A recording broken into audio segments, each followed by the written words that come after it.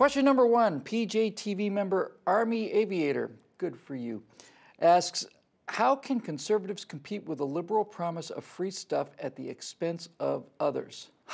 You know, that's a really, it's the question. It's a great question.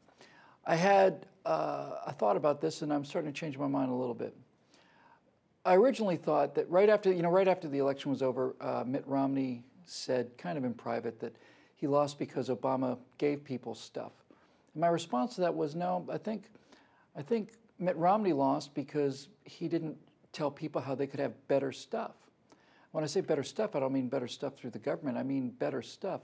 I often maintain that when Romney decided to play for Philadelphia, forget about playing for Pennsylvania, forget about playing for Pennsylvania. What Mitt Romney should have done in this election, in my opinion, was he should have gone to South Philly voting precinct, the bluest of the blue, and gotten up on a stage and endured all of the jibes and the mocking and the anger and the shouting and the profanity and all that other stuff, and gotten up there and said, listen, I am running for president of all the United States, not half of the United States. I need to come down here and hear this from you people. I need to understand why you're so angry. I need to tell you what I'm really about because they've lied to you about me. I know I'm not going to get any of your votes, but if you're not going to vote for me, at least vote for me for the right reasons, or not vote for me for the right reasons.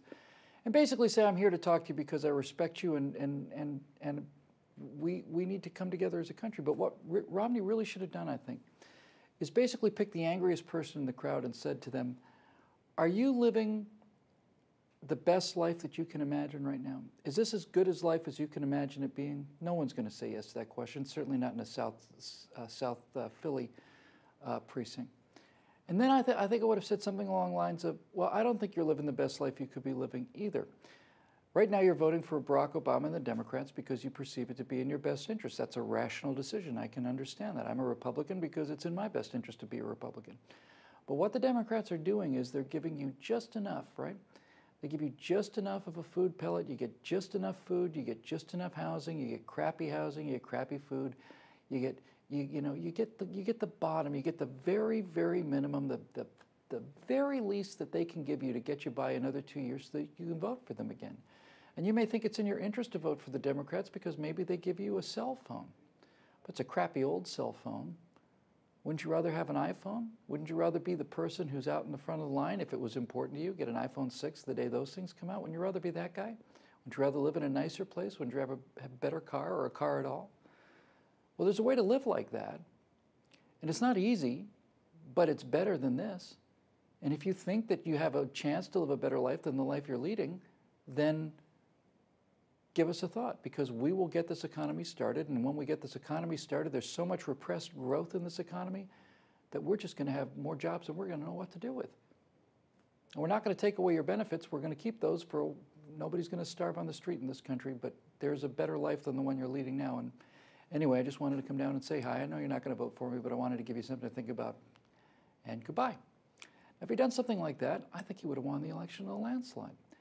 And so my first thought was that in order to convince a lot of the people, I think you can convince huge numbers of people who voted for Democrats by telling them how they can have a better life, not a smaller life, a better life, by getting government out of the way.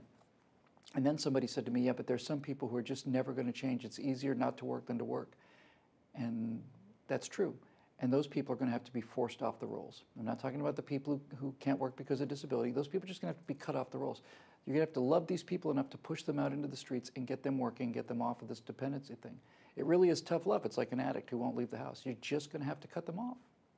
The ones who can work. The people who are disabled, genuinely disabled, we don't throw people like that out on the streets in this country.